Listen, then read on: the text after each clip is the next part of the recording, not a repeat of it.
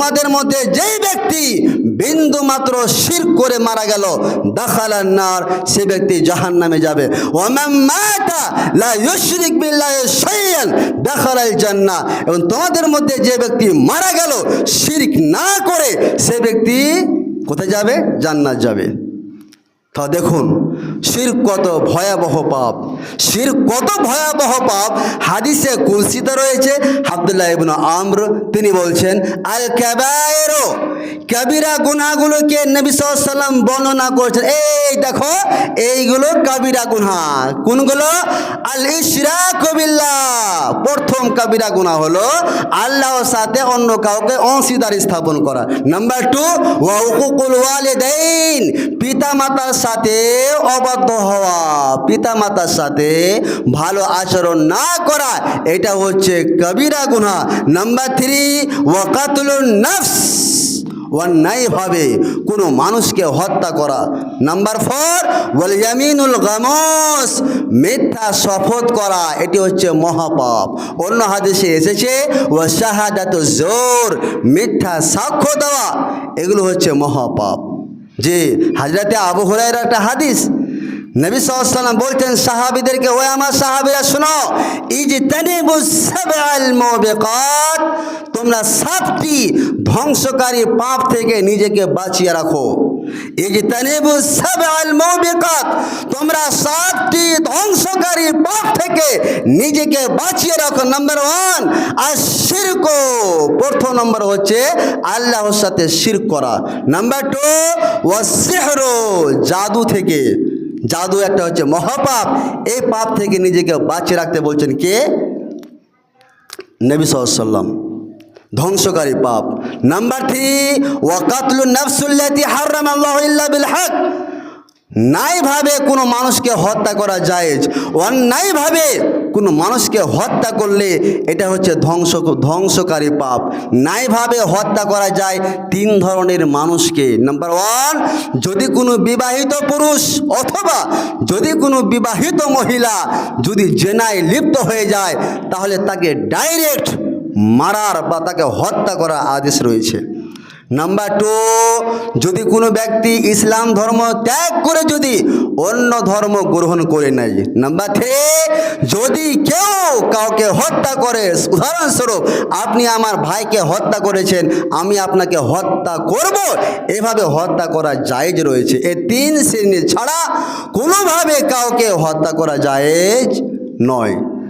চলে আসি তাহলে এবার নাম্বার 4, নবী সাল্লাল্লাহু আলাইহি ওয়াসাল্লাম বললেন ধ্বংসকারী পাপ হলো ওয়া আকলুর রিবা, সুদ ভক্ষণ করা, ওয়া আকলু মালিল ইয়াতীম, তারপরে হচ্ছে ওয়া আকলু মালিল ইয়াতীম, ইয়াতীমদের মাল ভক্ষণ করা, ওয়া তাওয়াল্লি ইয়াউমাজ যাহফি, তারপরে হচ্ছে যুদ্ধের ময়দান থেকে পলায়ন করা, ওয়া কাযফুল মুহসানাতিল মুমিনাতিল গাফিলা, সরলা নির্দোষ মহিলাদের উপর জেনার অপবাদ দেওয়া ধ্বংসকারী পাপের মধ্যে 7 নম্বর পাপ হলো এটা। 7 নম্বর ধ্বংসকারী পাপ নবীজি ঘোষণা করলেন। প্রথম নম্বরে বলেন আশ-শিরকু বিল্লাহ, আল্লাহর সাথে শিরক করলে ধ্বংস হতেই হবে, ধ্বংস অনিবার্য, ধ্বংস হতেই হবে। এটাই হবে শিরকারী ব্যক্তির পরিণাম।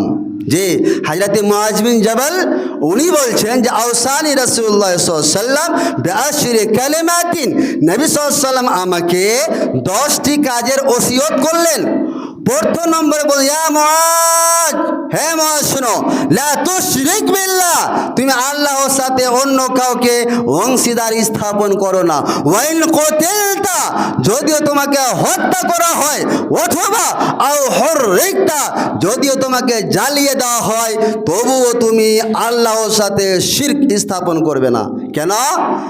শিরক এমন একটা পাপের কাজ, নবীজি বলছেন মান মাতা ইউশরিক বিল্লাহ, তোমাদের মধ্যে যেই ব্যক্তি বিন্দু মাত্র শিরক করে মারা গেল দাখালান নার, সে ব্যক্তি জাহান্নামে যাবে। ওয়া মান মাতা লা ইউশরিক বিল্লাহি শাইআন দাখালাল জান্নাহ, এবং তোমাদের মধ্যে যে ব্যক্তি মারা গেল শিরক না করে, সে ব্যক্তি কোথায় যাবে? জান্নাত যাবে। তা দেখুন শিরক কত ভয়াবহ পাপ, শিরক কত ভয়াবহ পাপ। হাদিসে কুদসিতে রয়েছে, হযরতে আনাস রাদিয়াল্লাহু তাআলা আনহু বলেন যে নবী সাল্লাল্লাহু আলাইহি ওয়াসাল্লাম বলছেন, নবীজি বলছেন, আল্লাহ রাব্বুল আলামিন বলেন, কি বলেন আল্লাহ রাব্বুল আলামিন? ইয়া ইবনে আদম, হে আদমের সন্তান, ইন্নাকা মা দাওয়াতানি ওয়া রাজাউতানি গফারতু লাকা আলা মা কানা মিনকা ওয়ালা উবালি।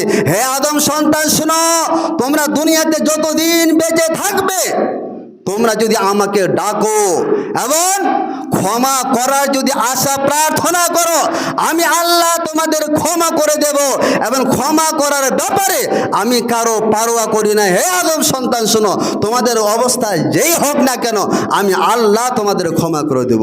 হে আদম সন্তান শোনো, লাউ বালাগাত জুনুবুকা আনানাস সামায়ে।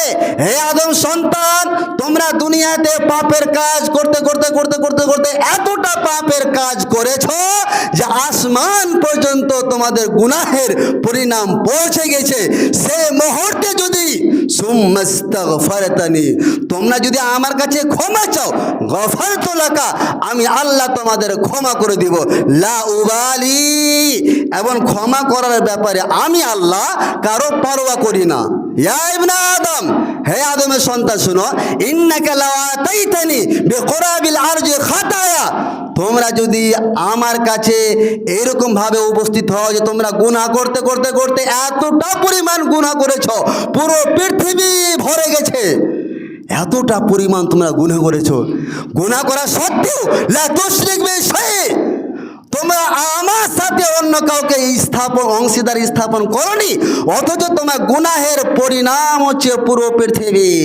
লা তাইতুকা বিকরাবিহা মাগফিরাতান, আমি আল্লাহ এতটা দয়াবান যে পৃথিবীর সমপরিমাণ ক্ষমা নিয়ে আমি তোমার কাছে উপস্থিত হব। বলুন সুবহানাল্লাহ। এই দেখুন, আল্লাহ সব কিছু ক্ষমা করে দেবেন যদি ইস্তিগফার করা যায়, তবে শিরকের মতন মহাপাপকে আল্লাহ রাব্বুল আলামিন ক্ষমা করবেন না। এটা পরে মাওলানা সাহেব, আমরা শিরক আবার কি কাজ করি, যে শিরক কি কাজ করেন জেনারা